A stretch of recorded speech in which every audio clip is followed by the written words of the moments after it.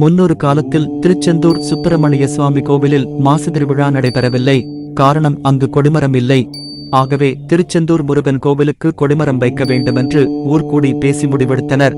உடனே ஆறுமுக ஆசாரி என்பவர் தலைமையில் 21 பேர் கொண்ட குழு காக்காட்சி மலைக்கு கொடி மரம் வெட்ட கிளம்பினர்.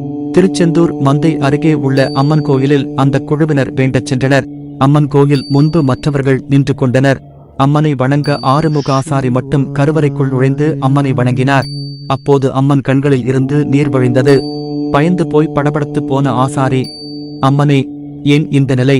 தங்கள் கண்களில் நீர் வழிய காரணம்தான் என்ன என்று கேட்டார்.